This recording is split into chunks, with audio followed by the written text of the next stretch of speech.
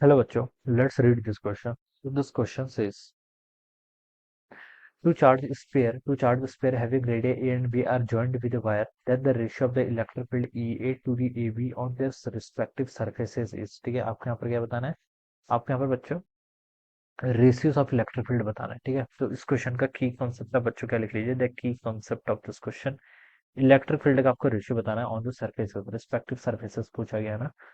तो electric field लिख लीजिए, बेसिकली क्या लिख लीजिए, इलेक्ट्रिक फील्ड। ठीक है, ये फिर पोटेंशियल भी लिख सकते हैं। ठीक है, देखिए क्वेश्चन में बोला क्या है, क्वेश्चन में बोला गया है कि दो चार्ज स्पेयर हैं जिनके रेडियस आपको गिवन कर रखी है। एक मान लीजिए आपका चार्ज स्पेयर ये है, ठीक है। ठीक है, एक चार्ज स्पेयर ये है, ठीक है, जिसकी रेडियस कितनी है आपकी, ए के इक्वल है। ये आपका कोई दूसरा चार्ज स्पेयर है जिसकी रेडियस आपकी बी के इक्वल है। ठीक है, थोड़ा बड़ा है मान लेते हैं। ठीक है, इसकी रेडियस कितनी है आपकी, बी के इक्वल है, कुछ भी हो जाएगा। ठीक है, are joint with a wire, इनको हमने एक वायर से कनेक्ट कर दिया। वायर से कनेक्ट करने का मतलब क्या होता है, मान लेते हैं इसमें इनिशियली कुछ चार्ज होगा, इस पर भी इनिशियली कुछ चार्ज होगा, लेकिन जब हम इन दोनों को एक वायर से कनेक्ट कर लेते हैं, वायर से कनेक्ट करने का मतलब होता है कि दोनों का पोटेंशियल क्या हो जाएगा, सेम हो जाएगा। दोनों का पोटेंशियल क्या हो जाएगा, सेम हो जाएगा।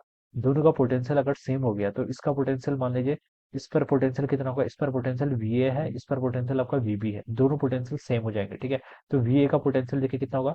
मान लीजिए देखिए पहले कुछ चार्ज होगा, मान लीजिए क्यू चार्ज इस पर है, क्यू वन इस पर है, क्यू टू चार्ज इस पर है। दोनों को कनेक्ट किया, दोनों को कनेक्ट करने पर पोटेंशियल सेम।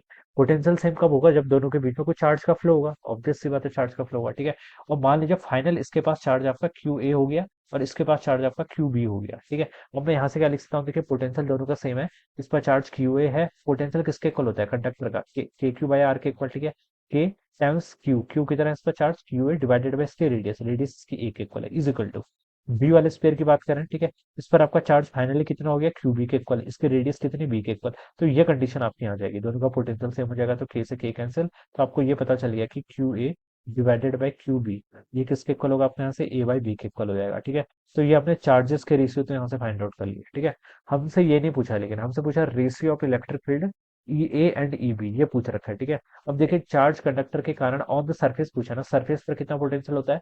मान लीजिए कि स्फीयर है जिसकी रेडियस कितनी है, आर के इक्वल है, और चार्ज कितना है, क्यू।